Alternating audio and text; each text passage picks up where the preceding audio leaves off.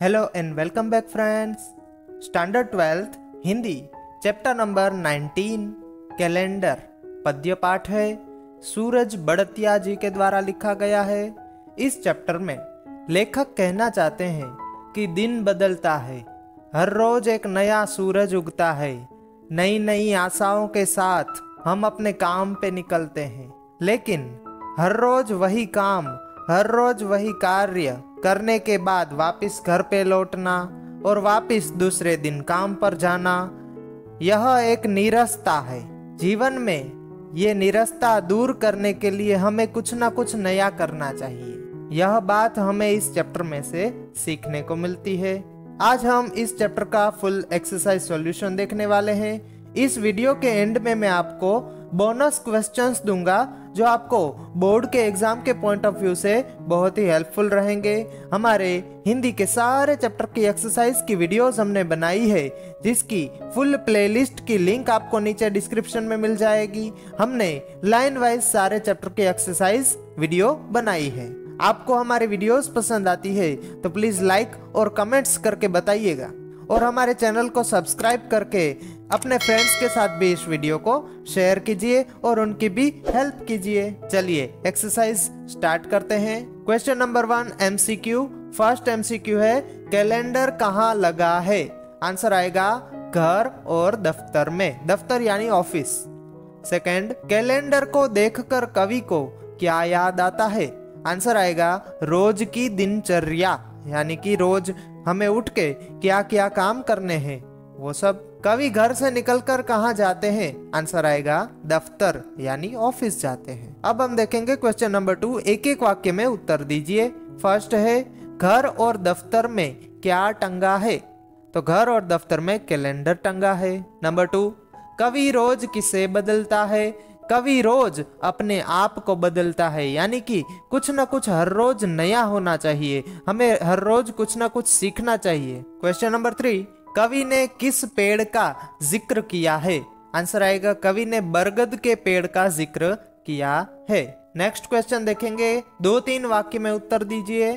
First है दिन छिपने पर कवि किसका इंतजार करता है और क्यों। आंसर दिन छिपने पर कवि अपने जीवन में नयापन आने का इंतजार करता है, इसीलिए कि कवि को अपना जीवन यांत्रिक लगने लगा है। यांत्रिक यानी कि टाइम टू टाइम उठना, काम पे लगना, काम से वापस आना, सो जाना, फिर दूसरे दिन काम पे जाना।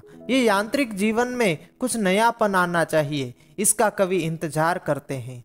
सेकंड क्वेश्चन, कवि की दिनचर्या क्या है। अब आपको बताना है कि कवि दिन के अंदर क्या क्या कार्य करते हैं। तो आंसर आएगा कवि रोज घर से निकलकर ऑफिस जाते हैं, फिर वहां ऑफिस से घर आते हैं। सूर्योदय के साथ कवि का फिर वही क्रम जो है वो शुरू हो जाता है, घर से ऑफिस, ऑफिस से घर। क्वेश्चन नंबर 3, कवि के जीवन में नएपन का एहसास क्यों नहीं है। आंसर कवि के जीवन में करने के लिए केवल 2 ही काम रह गए हैं, घर से निकलकर ऑफिस जाना और ऑफिस से घर आना। एक प्रकार से उसका जो जीवन है वो यांत्रिक बन गया है। कवि को अपना जीवन उस सूखे बरगद के पेड़ की तरह लगता है, जिसका फिर से हरा भरा होना असंभव है। इसलिए कवि को अपने जीवन में नएपन का एहसास नहीं होता। नेक्स्ट क्वेश्चन देखेंगे। 4-5 वाक्यों में उत्तर लिखिए या फिर सविस्तार उत्तर दीजिए। फर्स्ट है कैलेंडर कविता का केंद्रीय भाव लिखिए, यानी कि इसमें मेन क्या बात कही गई है इस कविता के अंदर।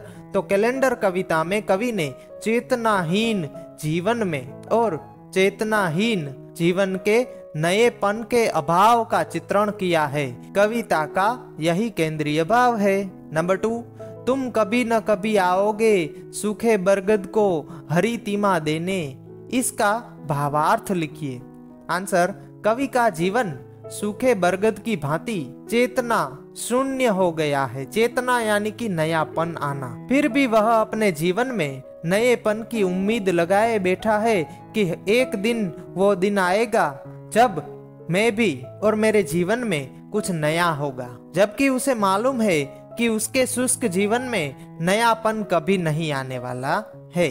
तो यहाँ पे हमारा संपूर्ण स्वाध्याय कंप्लीट होता है। जैसा कि मैंने आपसे कहा था कि एंड में मैं आपको बोनस क्वेश्चंस दूंगा। तो यहाँ पे हमारे व्याकरण के बोनस क्वेश्चंस आपके सामने है। व्याकरण वैसे तो बहुत ही इजी होता है, थोड़ी सी प्रिपरेशन करके हम अच्छे से मार्क्स स्कोर कर सकते हैं। हमारे सारे वीडियोस हमने ऐसे ही बोनस क्वेश्चंस के साथ बनाए हुए हैं, जिसकी फुल प्लेलिस्ट की लिंक आपको नीचे डिस्क्रिप्शन में मिल जाएगी। रेगुलर हमारे वीडियोस देखने के लिए हमारी यूट्यूब चैनल को सब्सक्राइब करके बेल आइकन को ऑल पर सेट कर दें और अपने फ्रेंड्स के साथ भी इस वीडियो को शेयर करके उनकी भी हेल्प कीजिए। Thank you so much.